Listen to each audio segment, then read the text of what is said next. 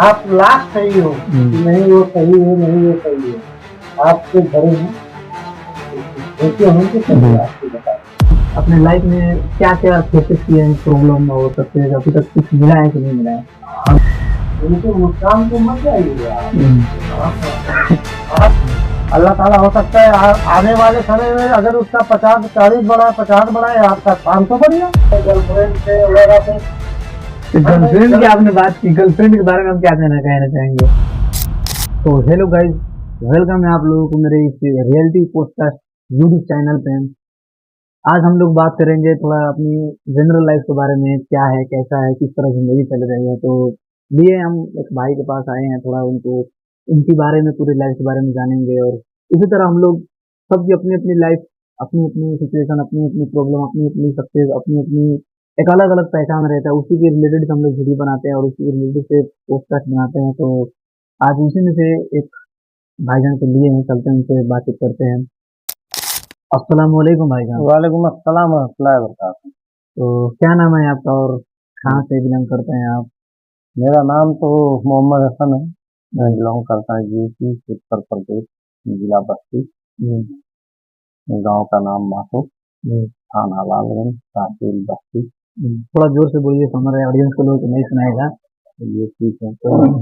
तो अभी तो आपके जो चल रहा है, अभी तो आप बाहर से हैं, जी जी है कि नहीं? जी आप तो इंडिया के रहने वाले हैं बोले हैं। जी। तो अभी आपकी लाइफ कैसी चल रही है?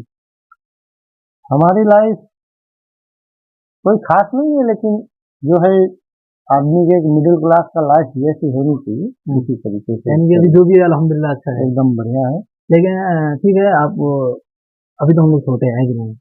आप अपने लाइफ में क्या क्या फेसेस किए हैं प्रॉब्लम और सबसे अभी तक कुछ मिला है कि नहीं मिला है?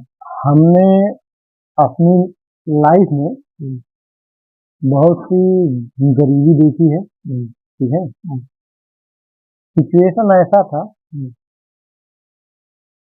कि हमारे पास पहले मकान नहीं था। हम्म, हमारे पिताजी कमाने वाले थे, बम्बई में रहते थे और फुटपाथ का धंधा करते थे।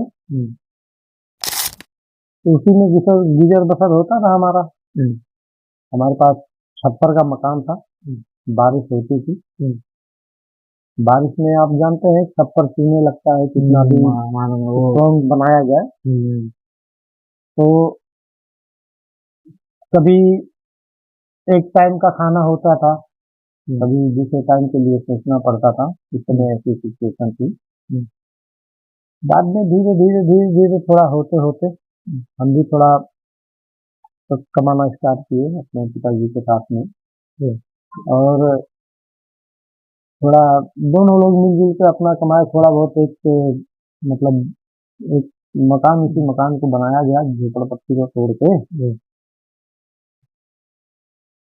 ऐसे ही चलने लगा रोजी रोटी। हम्म, उसके बाद हम जो है सोचे कि ऐसे काम नहीं चलेगा। हमारे पास दो बहनें हैं, एक हमारा भाई है जो भी हैंडीकैप था हम्म, और हैंडीकैप है वो पैदाइशी हैंडीकैप है। हम्म,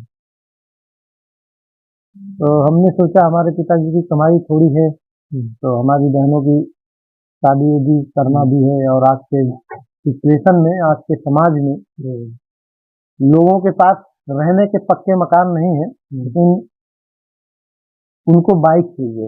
वो दहेज। हाँ, उस समय दहेज के लिए बाइक चलता था। और अभी तो लोग भाई सिचुएशन के हिसाब से, माहौल के हिसाब से 4 व्हीलर मांगते हैं। जिसकी जैसी औकात हो, अगर लड़का बीए डीए किया हुआ है, डॉक्टर। हाँ इंजीनियर डॉक्टर हो। वैसे हम लोगों के कास्ट में बहुत कमी होते हैं जो इंजीनियर डॉक्टर या आईएएस पीसीएस होते हैं। तो हम भी थोड़ा कमाना स्टार्ट किए, तो फिर हमने सोचा ऐसे काम नहीं चलेगा, हम पहले गाड़ी चलाते थे। तो आप तो जानते हैं हमारे यूपी में जो है, आप कितना भी मेहनत करिए, 5,000 6,000 3,000 ऐसे ही मिलता है। हमने स्टार्टिंग किया था गाड़ी चलाना पढ़ाई के पीरियड में। मैं भट्टे पे जो ट्रैक्टर चलता है ना, लोडिंग अनलोडिंग का, यूपी का जो लोडिंग अनलोडिंग होता है, तो हमने ऐसे स्टार्ट किया। तो धीरे धीरे धीरे हमें ड्राइवरिंग आ गई।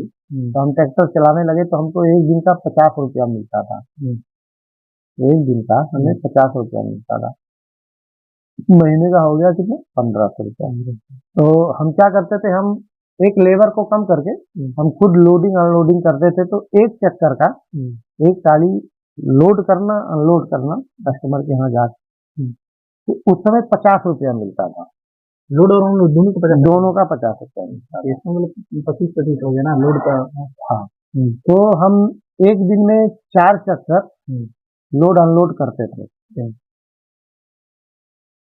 तो वो लोड अनलोड का जो होता था वो मेरा अपना खर्चा हो जाता था। जैसे चाय पानी हो गया, भाई मेहनत कर रहे हैं, 1500 रुपया जो बचता था वो हम अपने घर में अपने अम्मा को देते थे। तो ऐसे ऐसे हमने फिर 4 व्हीलर चलाना स्टार्ट किया। तो लगन में सट्टा वट्टा बुक होता था, तो लोग जानते थे कि हाँ हसन ड्राइविंग करता है, तो लोग हमें बुलाते थे। कभी भी एक सट्टे का 50 रुपया मिलता था। कभी भी एक सट्टे का 50 रुपया मिलता था। अभी तो एक सट्टे का 500 रुपया देने लगे लोग, क्योंकि महंगाई आ गई है। तब उतनी महंगाई नहीं थी। 60 रुपया 52 रुपया लीटर डीजल मिल जाता था आसपास में। तो उससे भी अपने को समझ में नहीं आया। काफी सालों तक हमने गाड़ी चलाई अपने इंडिया में। अपने लोगों का जो थोड़े लोग थे जिनके पास गाड़ी थी, तो फिर समझ में आया। हमने कहा धीरे धीरे उम्र भी हो रही है, तो हमने प्लान बनाया सऊदी जाने का। सऊदी हम गए, वहां 900 रुपए में गए हम। 900 सैलरी? 900 सैलरी, अब 200 रुपया प्लस खाना, टोटल 1100 रियाल में। तो वहां मैं 3 साल था। अच्छा, मैं गया भी तो उस समय मेरे पास उतना पैसा नहीं था। 1 लाख रुपया लगाना, एजेंट 1 लाख रुपया लिया था। तो हम ब्याज से पैसा सब लेके गए। तो ब्याज से पैसा लेके गए तो हमको लगभग 3 साल तो 2 साल तो हमको वही लग गया, ब्याज का पैसा ही देना लेना। 2 साल लग गया, क्योंकि अपना खाना भी था, घर का खर्चा भी था। तो उसी में थोड़ा थोड़ा अपना काम भी घर का करवा लेते थे। कोई ज्यादा करेंसी भी नहीं थी उस समय ना। 16 रुपया करेंसी थी सऊदी में उस समय। 16 रुपया करेंसी थी। 3 साल उधर से, फिर 3 साल बाद फिर हम रिटर्न जब चले गए तो वहाँ 5 साल घर पे फिर रुक गए। फिर वही रोजमर्रा की जिंदगी, गाड़ी चलाने वाली। 5,000 रुपया महीना मिलता था।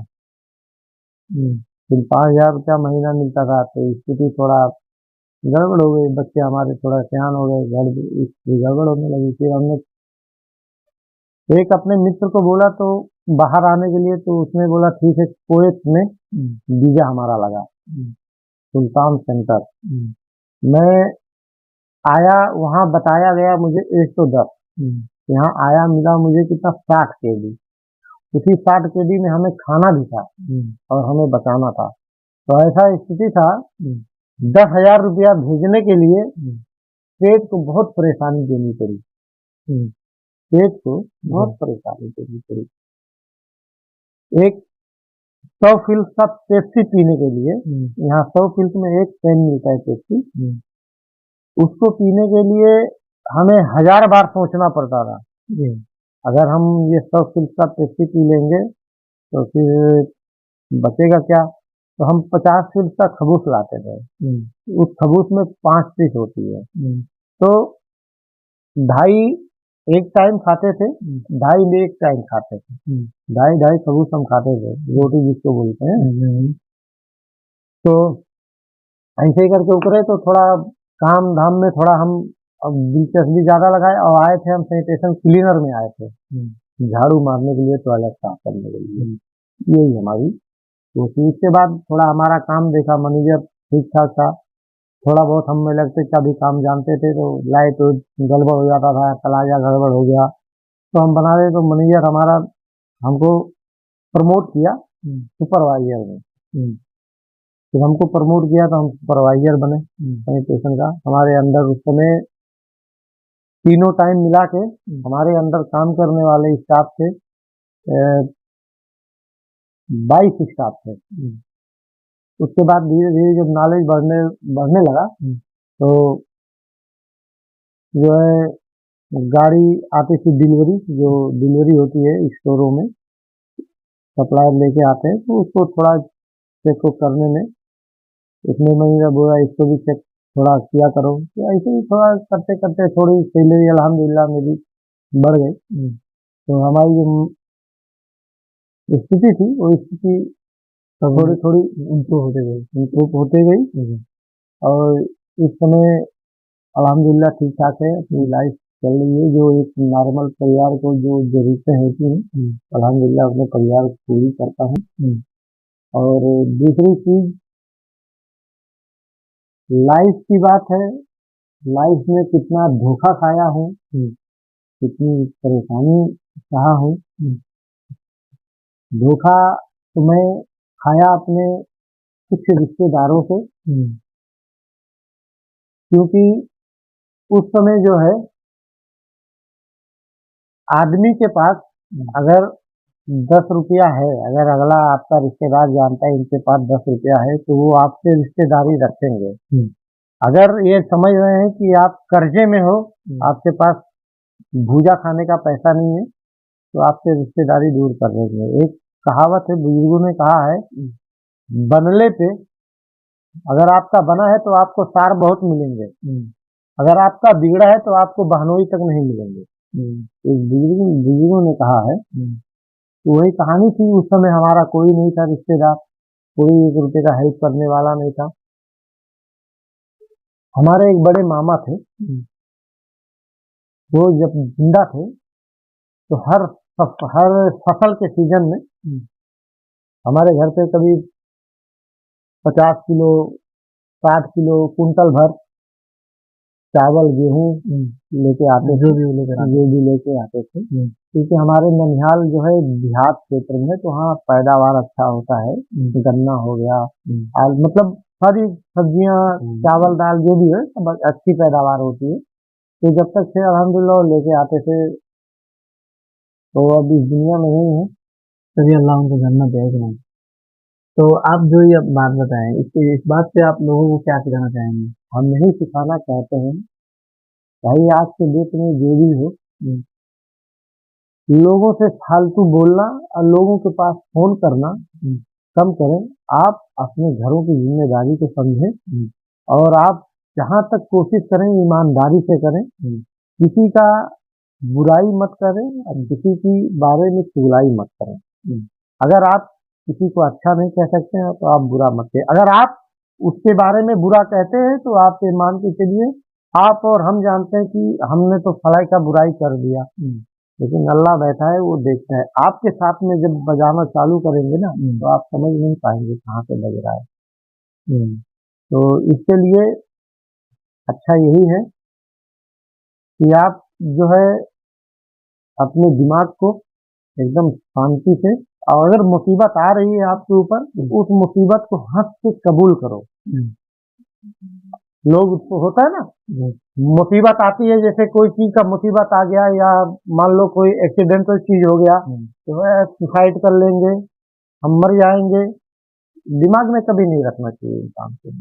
इंसान को ये सोचे ये मुसीबत एक मर्द को ही देते हैं, ये अल्लाह ताला एक आपसे इम्तिहान लेते हैं कि इस बंदे के अंदर, हमारे बंदे के अंदर क्षमता कितनी है सहने की।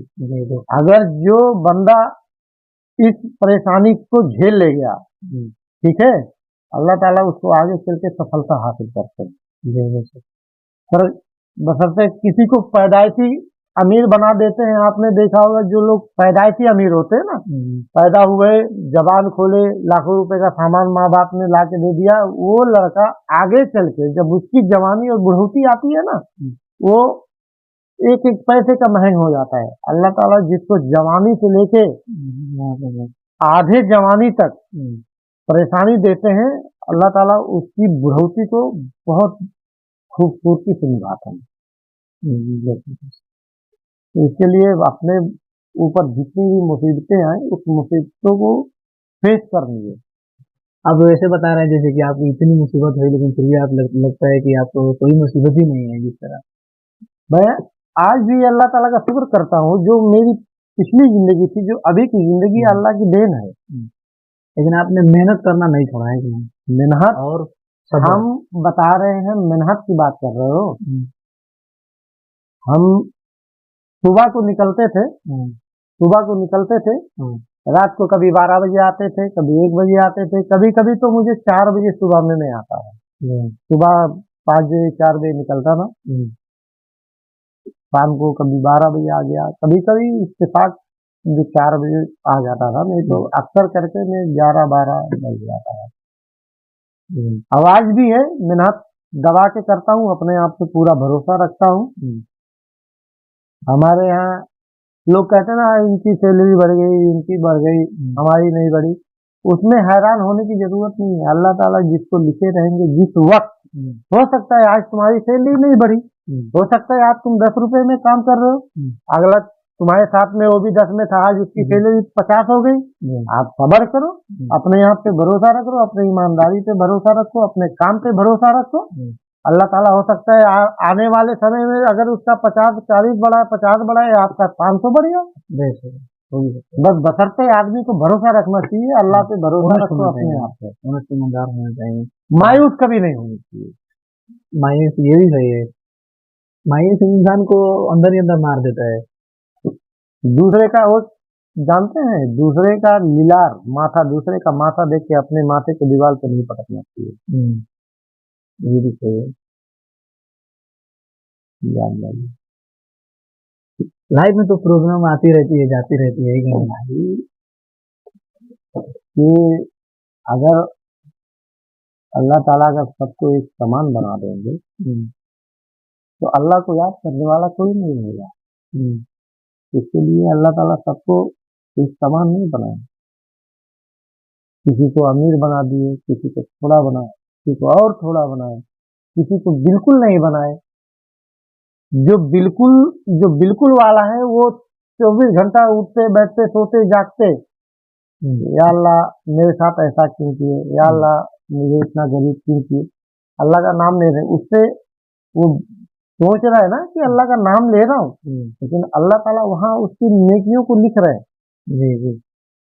अल्लाह ने तो ये सबको बनाया है क्योंकि तू देख, इसको भी ऐसा बनाया, इसको भी ऐसा बनाया, किसी को जवानी में मौत दे दी, तो किसी को बुढ़ापे में मौत दी। नहीं, जवानी की मौत की जो बातें हैं वो तो बहरहाल ठीक है।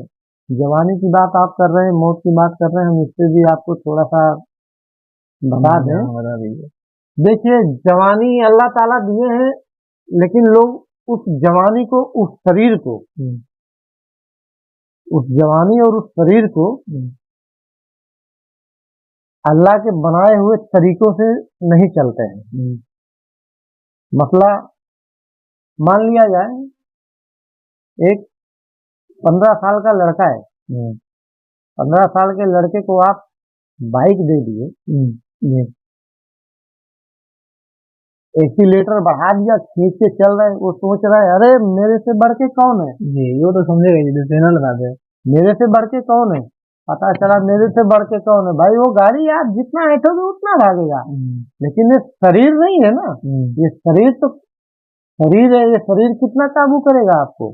जी, सामने गाड़ी आई, आप ब्रेक मारे, भाई आपका जो गाड़ी का ब्रेक है, आप ब्रेक मारेंगे, आपका रिम जो होता है वो रिम को कंट्रोल करेगा, टायर का स्लिप करना नहीं कंट्रोल करेगा वो। लड़े, मर गए, तो इसमें अल्लाह की गलती नहीं है, गलती हमारी है, गलती हमारी है। इतना तेज क्यों है अल्लाह ताला सबको। आप देख लीजिए, पहले के लोग थे, क्या खाते थे, खाने में क्या खाते थे, खाने में जैसे हो गया महुआ होता ना, महुआ होता है, गर्मी मलदिया रोटी क्या बोलते हैं, हाँ महुआ, एक महुआ होता है, तो उसका रोटी खाते थे, उसका जो है मतलब खीर बना के खाते थे। और ये जो हमारा जो अरहर की दाल है ना, अरहर की दाल, तो हम लोग अभी इंग्लिश में तुअर बोलने लगे लोग, इसकी दाल लाते थे जब खेतों से, इसको जानते क्या करते थे, इसको लाते थे, पीसते थे, तो चकिया होता था, चकिया वो पत्थर होता था, बड़ा बड़ा पत्थर एक नीचे के ऊपर, उसके बाद उसी में डाल के ऐसे हाथे से मिलाते हैं मिलाया जाता था। हाँ तो उसका जो भूसी निकलता था ना, भूसी, जी उसकी भूसी का रोटी बना के खाते थे। हम्म विटामिन तो वही है, ऊपर का छिलका ही विटामिन नहीं है, उसका रोटी खाते थे। और दूसरी चीज, जैसे पहले के लोग गुड़ खाते थे, मीठा क्योंकि वो गुड़ जो है नेचुरल होता है, उसमें मिलावटी नहीं होता है। आज के समय में गुड़ में भी थोड़ा मिलावटी करने लगे। शुगर जो है, चीनी जो है, चीनी तो ये तो बिल्कुल मिठाई है, ये तो समझ लो इसमें 100% मिलावटी करते, इससे शुगर ज्यादा रहता है। आज के समय पे देखो, बच्चा पैदा होता है, पता चला दिल में छेद है, ठीक है, उसके बाद 8 साल का बच्चा हुआ, 5 साल का बच्चा हुआ, शुगर है, नॉर्मल हो गया, शुगर का प्रोसीजर नॉर्मल हो गया भाई।